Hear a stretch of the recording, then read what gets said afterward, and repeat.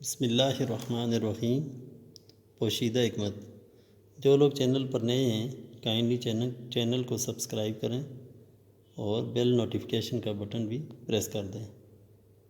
ایک بادشاہ تھا جو اپنے آپ کو عقل کل کا مالک سمجھتا اور خوش آمدیوں چاپلوسیوں کو بہت پسند کرتا تھا۔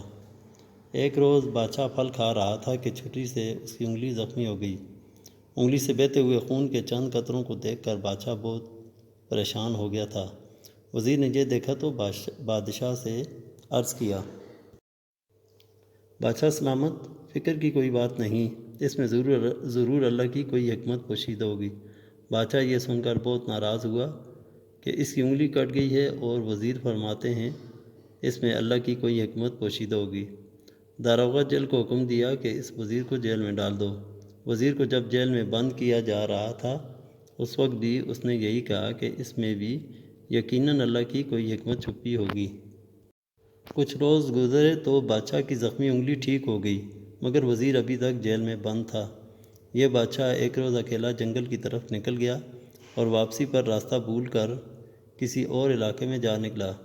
اس علاقے کے وحشیوں نے اسے گرفتار کر کے کمرے میں بند کر دیا اور اعلان ہو گیا کہ بادشاہ کو 2 ہفتے بعد قربان کر دیا جائے گا۔ مقررہ روز جس وقت بادشاہ کو قربانی کے چبوترے کی طرف لے کر جا رہے تھے تو ان کے پروہت کی نظر بادشاہ کی انگلی کے زخم کے نشان پر جا پڑی۔ اس نے سردار کو بلا کر کہا کہ اس شخص کی قربانی نہیں ہو سکتی کیونکہ اس کی انگلی پر زخم کا داغ ہے۔ یوں بادشاہ کو آزاد کر دیا گیا اور وہ وحشی اسے سرحد عبور کرانے کے بعد اس کے ملک کی سرحد تک چھوڑ گئے تھے۔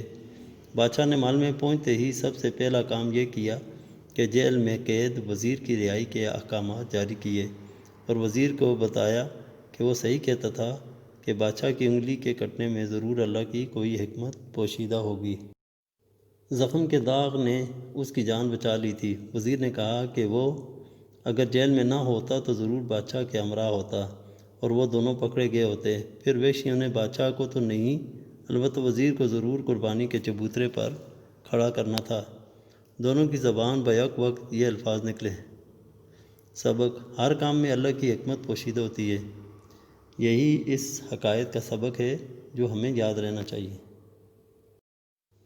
Thanks for watching.